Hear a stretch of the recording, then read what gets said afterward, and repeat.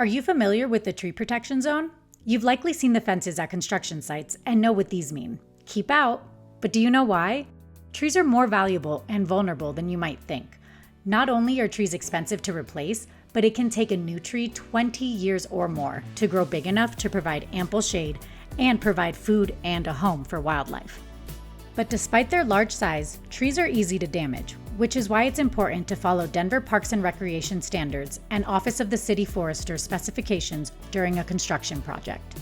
The Office of the City Forester is a champion for trees, preserving and maintaining Denver's urban tree canopy, but a champion doesn't act alone. Everyone needs to pitch in to take care of our urban forest. That's where you come in. Did you know trees need consistent watering year-round? If you said no, you're not alone.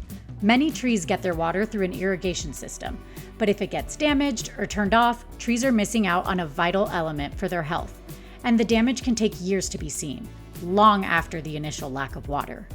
Even if an irrigation system wasn't previously provided, changes to a tree's surroundings caused by construction might mean the tree needs more water or a new supplemental water source. It's up to you to make sure trees are getting enough water, whether through tank watering, hydrants, or a surface system. And that fence around the tree protection zone? It's meant to protect the tree. Yes, it's tempting to use the tree protection zone, or TPZ, as a storage space, laydown site, or parking in the shade for vehicles, but don't do it. Here's why. 90% of a tree's roots are in the top 12 inches of soil. Roots are close to the surface because that's where the water and oxygen are. And the roots can extend out 3 times beyond the length of a tree's outer branches. That means by damaging the root system, you could cause damage to the tree without ever even touching it. In fact, 90% of tree damage occurs at the roots. Damaged roots make the tree more vulnerable to insect, disease, and drought stress down the road. Sometimes the most harmful damage to a tree is the type of damage you can't see, like soil compaction. You might have no idea it's even happening. For example, any type of driving or storage within the TPZ can cause soil compaction, meaning the compacted soil can't absorb the water or oxygen that the tree needs to survive. If you must get into the TPZ that was not previously identified on your approved plans, contact the City Forester's office and your assigned project manager. They can help identify techniques to reduce compaction to ensure water and oxygen can still get to tree roots through methods like laying mulch and steel plates for equipment access through the TPZ.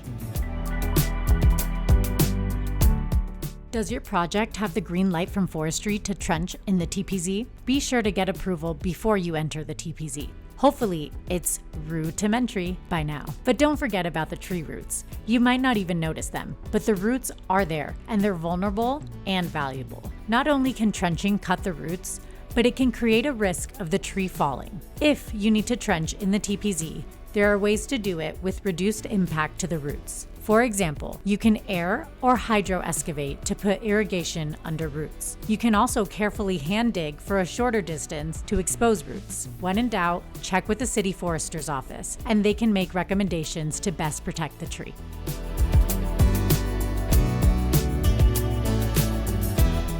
Everyone around you might get the message, but a tree can't get out of your way. Hitting a tree or branch with a vehicle is more common than you think. Take, for example, a dump truck with a high clearance. It can easily hit or snag a branch and knock it off without even knowing it happened. And if a vehicle backs into the trunk of a tree, it can cause significant damage to the tree trunk. Causing damage to the bark of a tree makes it work hard and can kill it. When in doubt, respect the TPZ fence. It's the easiest way to avoid hitting a tree and to protect yourself and your team. As you dive into your project, remember to think of our trees and their roots. Check out your construction plan for details on your site's access points and nearby trees, or talk to your general contractor or the project manager to become familiar with the plan. And of course, if you have questions, your assigned project manager and Denver's forestry team are here to help and to make sure you can get the job done.